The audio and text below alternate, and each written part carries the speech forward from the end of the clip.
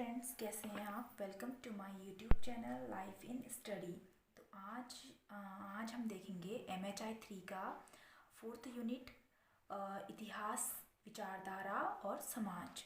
इसके हम क्वेश्चन, जो इम्पोर्टेंट क्वेश्चन है वो हम देखने जा रहे हैं। इसमें जो क्वेश्चन गया है वो है विचारधारा शब्द से आप क्या समझते हैं। इस शब्द के विभिन्न प्रयोगों की चर्चा कीजिए। इसमें आंसर है प्रस्तावना। विचारधारा दृष्टिकोणों, धारणाओं तथा विचारों की एक व्यवस्था होती है। यानी कि विचारधारा क्या है? दृष्टिकोणों, धारणाओं तथा विचारों की एक व्यवस्था जो है वह विचारधारा है। यह सामाजिक आर्थिक संरचना यानी कि उसकी राजनीतिक स्थिति या गठजोड़ सहित को समाज और मानव जीवन की सैद्धांतिक समझ या सांस्कृतिक अभिरुचि और कुछ सांस्कृतिक मानदंडों के संदर्भ में वैधता प्रदान करती है। विचारधारा उस सामाजिक व्यवस्था के समर्थन से जुड़ी हो सकती है जिसे यथार्थ में उभरना बाकी हो। बेशक किसी बड़े सामाजिक परिवर्तन के लिए कोई भी आदर्शवादी आकांक्षा एक उपयुक्त वैचारिक दबाव के केंद्र बना सकती है, तब वह विचारधारा रूढ़िवादी या अतिवादी या उन विपरीत प्रवृत्तियों का सम्मिश्रण हो सकती है। यानी कि विचारधारा क्या है? अपने आप में एक तो दृष्टिकोण है। प्रत्येक व्यक्ति का अपना अलग दृष्टिकोण होता है, उनकी अपनी अलग धारणाएं होती हैं और अपने अलग विचार होते हैं। तो उन्हीं की एक व्यवस्था है। इसमें सामाजिक आर्थिक संरचना है और उनकी राजनीतिक स्थिति या फिर गठजोड़ सहित को समाज और मानव जीवन की सैद्धांतिक समझ या सांस्कृतिक अभिरुचि और कुछ स्वीकृत मानदंडों के संबंध में वैधता प्रदान करती है। यानी कि प्रत्येक मानव की अपनी अपनी मान्यताएं होती हैं और अपने अपने सिद्धांत होते हैं। लेकिन एक समाज की बात करें तो पूरे समाज की एक अपनी मान्यता होती है, तो उसी के हिसाब से मानव को मानव या फिर इंसान को चलना होता है। उसके अकॉर्डिंग जो भी सामाजिक मानदंड होते हैं उसके हिसाब से, तो वो भी एक अपनी विचारधारा है जो कि उसको एक मानदंड का रूप दे दिया गया है।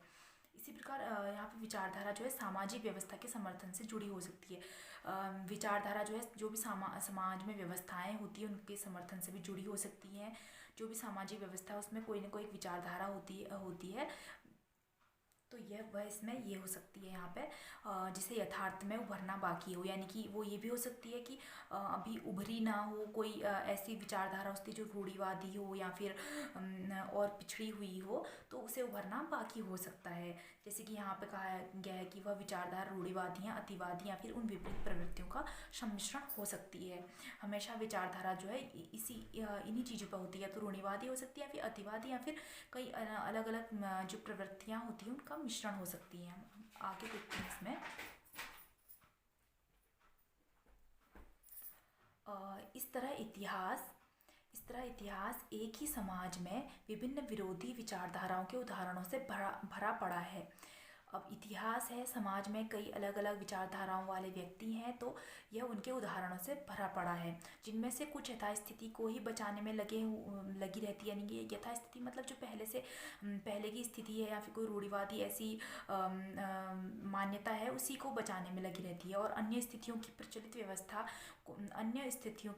व्यवस्था को बदलकर सुधार या एक क्रांतिकारी सामाजिक परिवर्तन लाने तक का प्रयास करती है।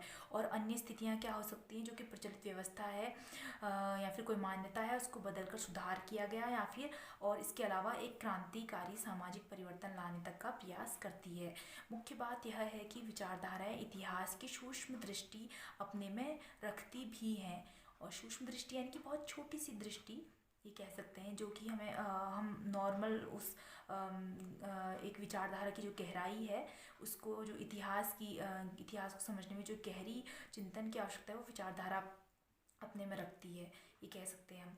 और उन्हें बनाए भी रखती है तथा इतिहास को समझने के लिए जरूरी प्रवणता भी पैदा करती है। कौन पैदा करती है? विचारधारा पैदा करती है। ठीक है।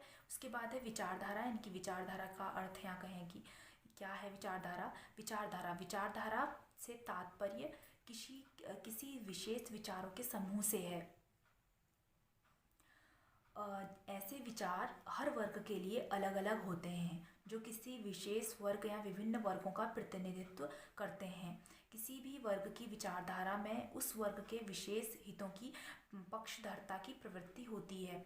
प्रत्येक व्यक्ति के अपने अपने विचार होते हैं या फिर प्रत्येक समाज का अपना अलग विचार होता है। तो उन विचारधारा जो भी विचारधारा होती है वो अपने अपने हित के लिए जो है एक पक्ष उसमें रहता है हित की ओर।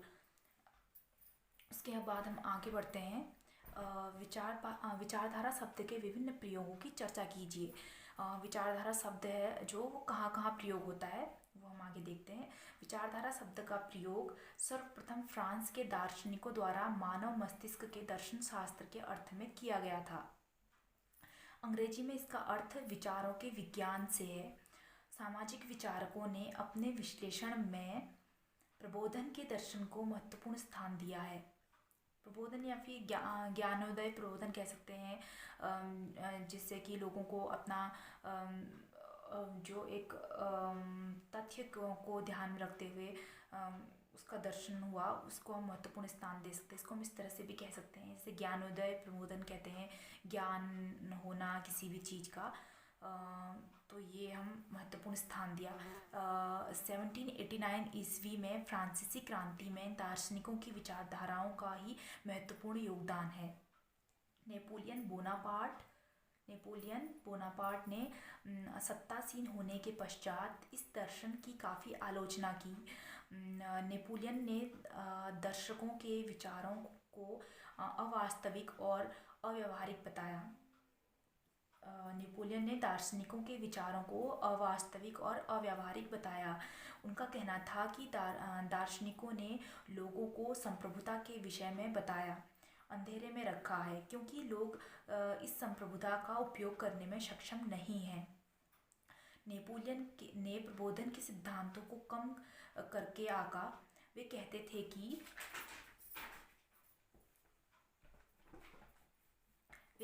कि विचारकों ने जनता की वास्तविकता पर ध्यान न देते हुए उन्हें अपने दृष्टिकोण से देखा।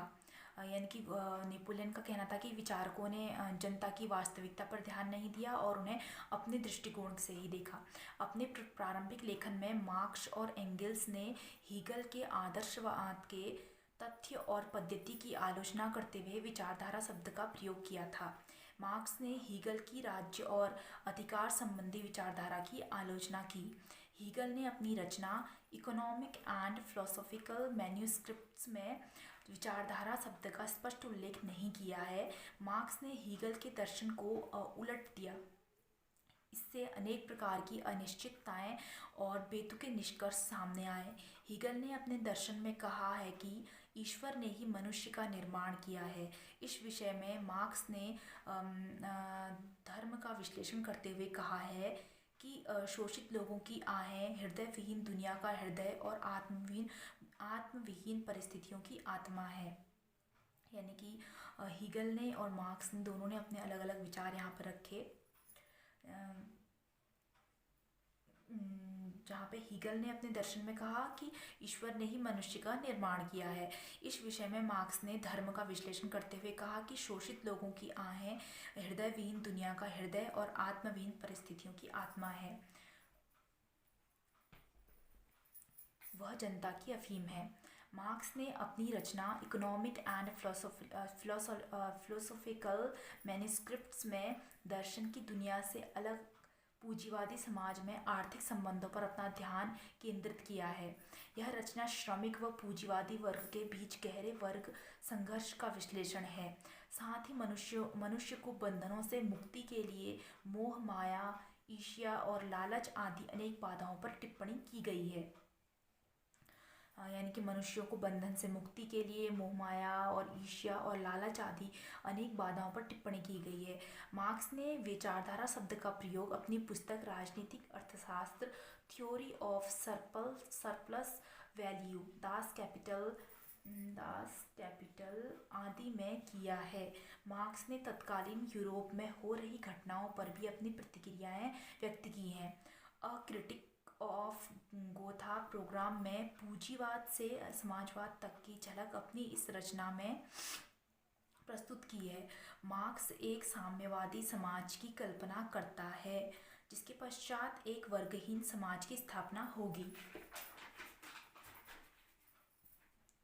इसके बाद नेक्स्ट है इसमें एक वर्गहीन समाज की स्थापना होगी। ये बोला किसने? मार्क्स ने। अब यहाँ पे है उसके बाद कह रहे हैं जहाँ प्रत्येक व्यक्ति की आवश्यकता की पूर्ति होगी। अगर समाज वर्गों में बटा नहीं रहेगा, वर्गहीन रहेगा, तो प्रत्येक व्यक्ति की आवश्यकता की पूर्ति होगी। इस प्रकार एक पूर्ण प्रभावी स्वतंत्रता कायम होगी। मार्क्स ने पूंजीवादी वर्ग की निरंकुशता और उनके द्वारा मजदूर वर्ग या सर्वहारा वर्ग के शोषण पर अपना ध्यान केंद्रित किया है। मार्क्स के बाद लेखन में विचारधारा शब्द का प्रयोग कम हुआ, यानी कि मार्क्स के बाद लेखन में विचारधारा शब्द का प्रयोग कम होने लगा। एंगल्स ने अपने लेखों में नकारात्मक अर्थ या मिथ्या चेतना के रूप में विचारधारा को प्रस्तुत किया है। उसने विचारधारा को नकारात्मक रूप में बताते हुए यथार्थ पर पर्दा डालने की प्रवृत्ति के रूप में देखा है। यथार्थ में पर्दा डालने की प्रवृत्ति के रूप में देखा है। यहाँ पूंजीवाद में भयंकर मतभेद और द्वंद्व है, जहाँ शोषितों पर कहर ढाया जाता है। इन सभी पक्षों पर मार्क्स ने बहुआयामी विचार व्यक्त किया है। इसके बाद एक और आते हैं हमारे दार्शनिक जो आते हैं वो है लेनिन। लेनिन ने भी अपने लेखन में विचारधारा शब्द का प्रयोग करते हुए पूंजीवादी वर्ग और सर्वहारा वर्ग पर अपना ध्यान केंद्रित किया है। उसके बाद ये खत्म होता है, बस थोड़ा सा है संदर्भ। इस प्रकार से दार्शनिकों ने विचारधारा को जन्म दिया, जिससे अनेक युग प्रवर्तक घटनाएं सामने आई। सामाजिक व्यवस्था में भी विचारधाराओं को महत्व दिया गया और उसे मार्क्स की संकल्पना से जोड़कर देखा जाने लगा है, जिससे कि समाज के कई पहलुओं, विधि, धर्म, कला, दर्शन, राजनीति आदि को समझने में मदद मिली। तो यहाँ पे हमारा ये क्वेश्चन का आंसर खत्म होता है। नेक्स्ट, अगर आपको इसमें इसी चैप्टर में लगता है कोई इम्पोर्टेंट क्वेश्चन हो सकता है तो आप प्लीज़ मुझे कमेंट में बता सकते हैं। अब मिलेंगे हम नेक्स्ट चैप्टर में, जो कि इम्पोर्टेंट चैप्टर होंगे, उन्हीं के मैं क्वेश्चन और आंसर लेके आऊँगी यहाँ पे। ठीक है, okay, thank you for the watching. Please like and subscribe my channel and comment please.